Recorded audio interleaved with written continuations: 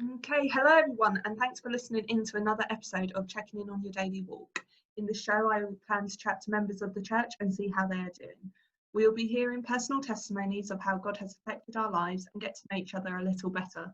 Today, I'll be checking in on someone who once worked in the casualty department of the hospital. Surprisingly, it's Phil Gota. Hi, Phil. Hi, Charlie. How are you? How have you been coping with the lockdown? Yeah, fine. Yeah, I really enjoyed it to begin with because there was hardly any cars, no aeroplanes. There was no traffic on the M3. We have a constant drone from the M3. It's not very far from where we're situated. And there wasn't. All was quiet, and you could go for walks, and there was hardly any traffic at all. You could virtually walk down the middle of the road. I really enjoyed it. You could hear the birds singing. It was great. No. And the weather was actually absolutely brilliant. It was. Our garden turned into Springwatch at one stage. Like, genuinely, we had crows and pigeons and doves and woodpeckers, goldfinches. We had a hedgehog. I'm not quite sure what happened to that. And we had like a bird's nest with a little egg as well. Like, during that bit, it did turn into Springwatch. And now we've got our parakeets. Ah, they're noisy, aren't they? Oh, they are. They just and they all come in like groups, like a little gang. There's about 10 of them. Yeah. And they like fight all the other ones out. We got a couple of magpies nesting in a tree at the bottom of our garden, and it was really funny watching a magpie chasing a squirrel. How did that come about? Well, I think he was being very protective. The squirrel obviously could be a threat to a bird's nest, I guess. And the squirrel was running. Oh, that's amazing. That's a brilliant mental picture. Has God been speaking to you much during the lockdown? I believe he has, to a certain extent, yes. I'm sure he's speaking. The problem is with me listening. That's always a problem, especially I find. So has he said? So what has he been saying to you? Has he been speaking to you in different ways than what he's done in the past? Well, yeah, I believe God speaks in many various ways over the years, and often you realise it in retrospect, looking back, rather. But for instance, it's quite a major concern for me, which I think there was something in the film I saw of the musical Hamilton, which we thought that really spoke into it. It was really interesting. Okay, what happened? Well, that was. I don't want to give the plot away because I know some people want to see it and they haven't seen it yet too much. But it's a historical event. Yeah, Alexander Hamilton is somebody involved with the creation of the modern America, with the Declaration of Independence and all that, and the war against the British. Yeah. And he was very much Washington's sort of right-hand man, his administrator, or so we're led to believe through the musical anyway. And it is based on historical fact. And there was a lot of vying for power at that time. And there's one character emerges who it has a song saying, "I want to be in the room where it happens." He's desperate to get in and become the president, you know. And there was a number of, after Washington, that we here are three of them who became presidents, and they were all initially sort of working together to a certain extent. And this guy, I think he becomes vice president, or he's elected. He's second in. The one who gets elected is president. The one who comes second is usually the vice president. But this particular guy, they don't seem to like him, and though he comes second, he's not the vice president, and he's really unhappy to be left out. He wants to be in the room where it happens. He wants to be at the center of power. He wants to be. He's got a lot of ambition for himself, and And that can create all sorts of trouble. And it does. But I won't say any more than that concerning the musical. But generally speaking, thwarted selfish ambition, I think it says in the book of James about selfish ambition leading to every kind of disorder. And the root of bitterness is another thing which is to be avoided. And it's mentioned in Scripture because there is a danger that these things will grow. And it's when you don't get what you want. It's when you're thwarted in your ambition and so on. Mm. I want to be in the room where it happens, so I can understand that, and I can also understand the feelings of a frustration of not being there. I always remember when I was at school, I used to play rugby, and I was on the edge of the rugby team. Sometimes I'd be playing, sometimes I wouldn't. I'd have to run the line, and I wanted to be on the pitch. I wanted to be playing. You know, it was really. When I was at primary school, it was football, and I was left-footed, so I'd play left back. But the worst position on the pitch is being left out. And, that was smooth. I've had my arguments with the Lord about this on occasion, and there was something in my experience where an unfulfilled self-prophecy, it's very dangerous when you believe you're hearing God. You need to check things out with others and get someone else to just affirm or not, as the case may be, that you've really heard from God in it. And you can easily be misled by your own emotions, your own desires, which can be very strong at times. And in the early days, I wanted to be an elder of a church, you know, and that was based, and it says in Timothy, it's a good thing to desire to be an elder, but it can be done with the wrong motivation. It can also be unrealistic. But I believe God had said that, and then of course things didn't work out that way, and so there's a sense of frustration. I remember going away on an Oak Hall skiing holiday. And it was a very memorable event. It was I really knew that God wanted me there on this skiing trip, because when I phoned up, I just had faith to believe it. When I phoned up, they said, "Oh, you know, there's no place available," and so I said, but I knew I was going. So I didn't bother phase me at all. I knew I'm going on this skiing trip. I just really believed it in God. I just have faith for it. And sure enough, later on they said, "Oh, the place has become available. You can go." Oh yeah. Well, I knew that. and Oak Hall used to have people preaching every night. You've been on an Oak Hall holiday, I think. Yeah, I went my first time September last year. So I went to Italy, and they preached the book of Mark, I think. So each day we got a chapter from Mark. Yeah, and sometimes now I think you'll find there are charismatic people with an understanding of the charismatic side preaching. Often it's people from the traditional evangelical but non-charismatic. I think we had an Anglican. Well, that can cover it's a very broad church. Yeah, I think it was Anglican. I remember I was super offended when he said, you probably, and he just said it, and it wasn't as a joke, but it was like, you guys probably don't know much about Jesus. And I remember just being, and he didn't say it as a joke, he said it as like a statement, and I was just like, you what? Well, it's good to be humble, Charlie, and we have much to learn. No, I was just like, I don't know Jesus, really.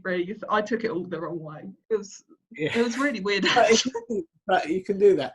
And I remember on this trip, we previously, but I was really encouraged on this trip. Our coach broke down, and the guy who was leading it, so encouraged us to pray. And he raised his arms in prayer on the road there to pray to enable us to get to our destination. And I thought, well, that's an encouraging sign. It turned out that it was Steve Brading, who's been involved with New Frontiers for many years, got a prophetic role. His son is the lead musician down at Simon Braden. Right church, Simon Brady. Yeah. Yeah. But in those days, I don't think he was part of New Frontiers. He was in another church. But anyway, before the first meeting, when he was preaching, I got on my knees and said, Lord, what about this idea, this prophecy? I thought I had this idea about eldership. Should I forget all this? Or is there something in this? Please make it clear. I then went to the meeting, and Steve Brading, I mean, no matter, a lot of the people came from very sort of traditional church backgrounds on Oak Hall. He pitched straight in. Yeah, words of knowledge. And he also said he didn't have a particular passage to preach from. He just felt he had a prophetic burden that God wanted there to be, wanted to raise up elders. And I just prayed this prayer, and I went to this meeting. Oh, wow. Lord, you've answered. It was amazing. And so, in fact, I was so carried away, I don't think I heard a word that he actually taught about what that entailed. But there we go. It was a great trip. There was a guy, I had a guitar at that time. I played a bit of guitar, and I'd taken it along, and I joined a group. And there was a guitarist who was with Graham Kendrick with his band. And there was a new song just come out, which they hadn't released, which he taught us, and we sang. It was a great fun, really enjoyable time. But this gave me this again. It rekindled this idea of eldership. I'm not sort of finding it anyway. It didn't lead to anything. I'd also did a year out. I foolishly left my job on one occasion, which I think was a mistake. I didn't have any peace about it. It was a head thing. But then subsequently, there came the opportunity to do a course run for a year by the church. And again, this time it was the elders who suggested I should do it. And I prayed, well, Lord, give me your peace if this is really, if this is right, because I was once bitten, twice shy. And I had such a complete and overwhelming sense of peace about it. I just knew it was the right thing. And so I resigned and did the course for a year, which again didn't lead to anything directly. But again, it raised my expectations. And so not seeing them fulfilled has been, I cannot deny it, has been an issue. And so, yeah, I want to be in the room where it happens. But an answer to that, or one answer to that, that I've been pondering on is where the prophet Micaiah is involved with Ahab. And King Ahab invites King Jehoshaphat from Judah, who is seen as a godly man who fears God, to join him in battle. And King Jehoshaphat says, well, what are the prophets saying? And Ahab gets his prophet, and all his prophets are saying, yeah, go on, you're going to win, you're going to win, you're going to win, no problem. And King Jehoshaphat says, haven't you got any other prophets? It's not a prophet of the Lord here. And Ahab says, yeah, there is one. I don't like him because he never prophesies anything good about me.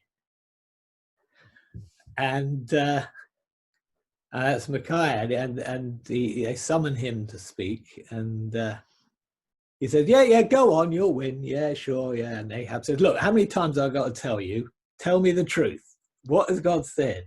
He said, well, I see the sheep the sheep scattered without a shepherd.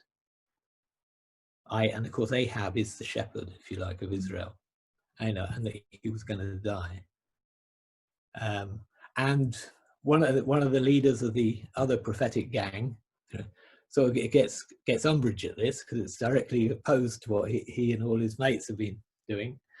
And he slaps Micaiah in the face and says, where did the Spirit go when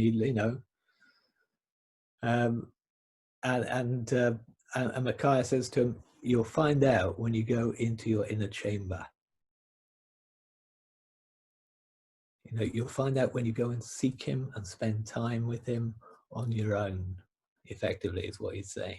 Yeah. And the room where that is the room where it matters. That's where things happen. And that's where, if you really want to have an influence in what's going on round about, that is where you can have the influence, finding the will of God and praying into it, and praying into situations. And I've seen, on the odd occasion, I've seen some quite remarkable things happen when I've been seeking God on my own like that. And I remember one about spiritual gifts. We were with a small group, and it's a house group meeting, and I remember praying, and I just felt, I guess the Holy Spirit must have prompted me in this. I prayed that somebody who was a relatively weak member of the group, whatever, would bring a tongue, and the interpretation would be, and I just believed, and I just prayed about this, and spoke out what I believe God was saying, what the interpretation should be. And then I went to the meeting. Somebody brought a tongue, and somebody else interpreted, and it was exactly what I had prayed. Absolutely blew my socks off. But, you know, and obviously there's far more, you know, there's greater things than that, far greater things than that, which can be involved in praying into. But if you don't pray, things don't happen. Mm. Well, that's the thing. It was, I find that coincidences happen more when I pray, or something like that. Yes. It was one of the guys. There's a it was I can't remember who it was, but it was like really interesting. It was a good. I really like that quote as well. It's like, I find more coincidences happen when I pray than when I don't. Yeah, and the thing is, it's not a coincidence. No. Yeah. Because it never is. It's it was like when we pray, coincidences happen, or something like that.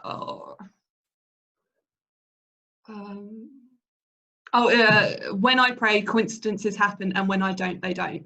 That was it. Yes.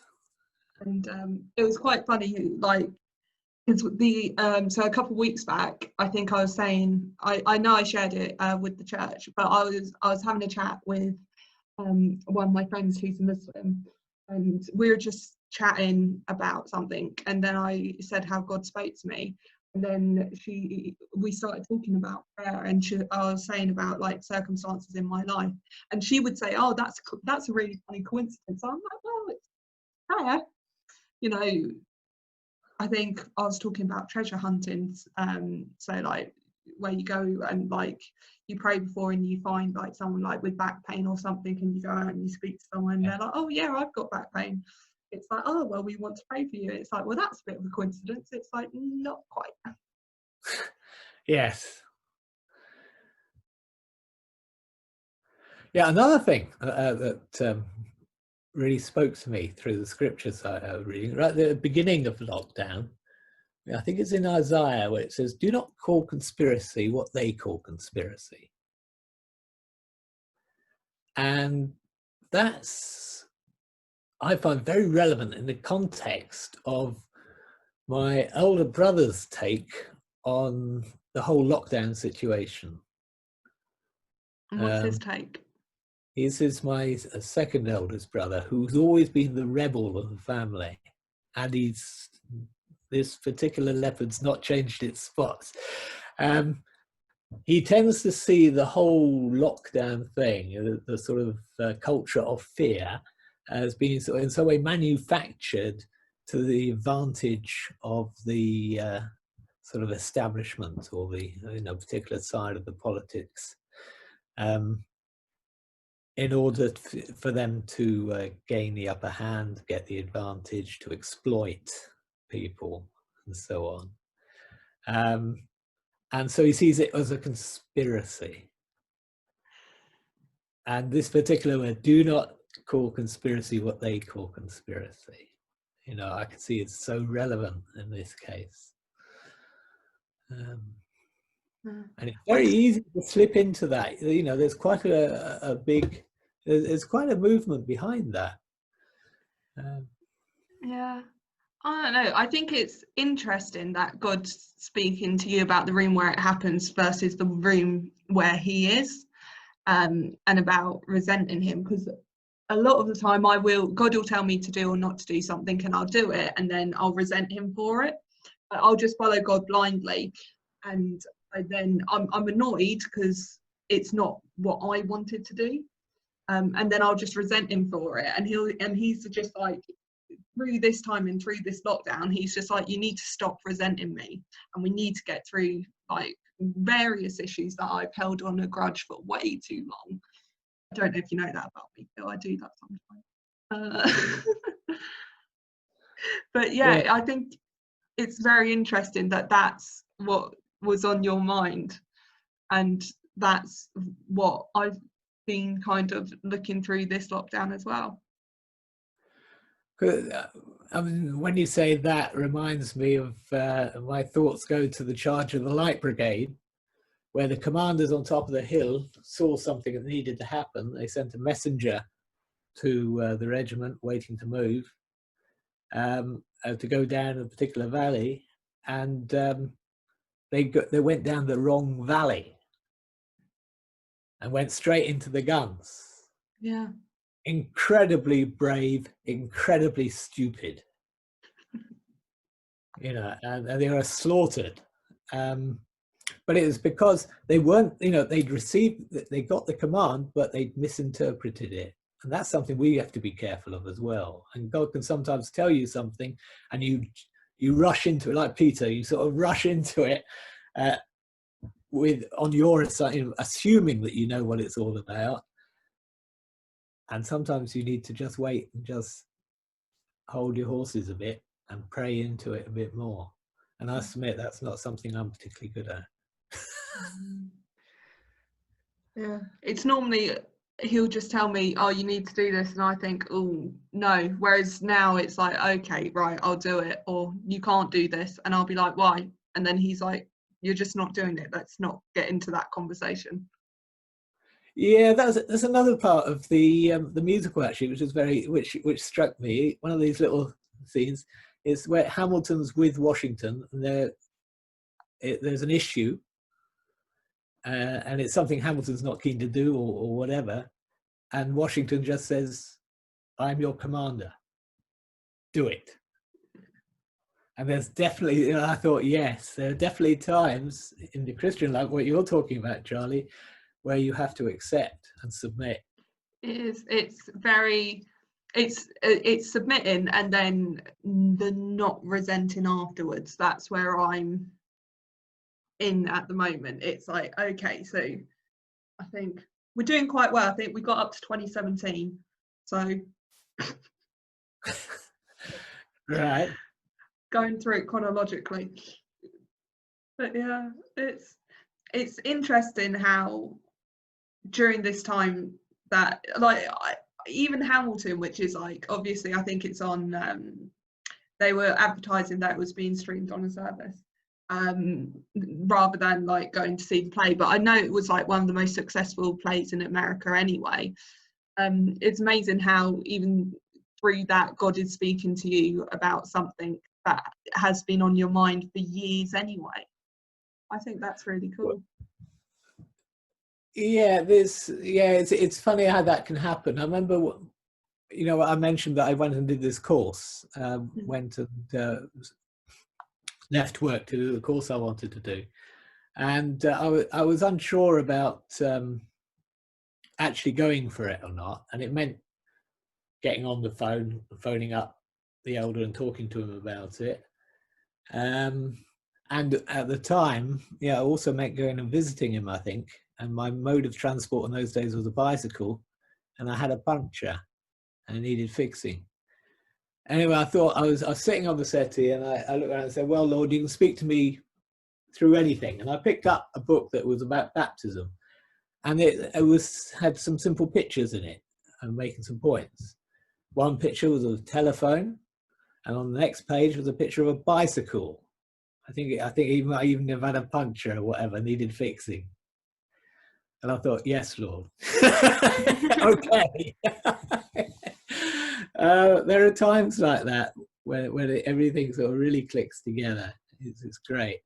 But we can strive and seek to see things which are not there other times. And you do need to be able to discern what's you and what is of God. And that comes partly through experience, I think. And also, of course, being in fellowship with others who you can learn from other people. Yeah, definitely. Well, thank you for chatting with me today, Phil. It was nice learning that about yourself, and seeing how I'm still amazed that God can speak to you through Hamilton. But yeah, thank you so much for checking in with me this week, and we'll see who I'll be checking in on next time. Right, I look forward to it, Charlie. Thanks. Bye.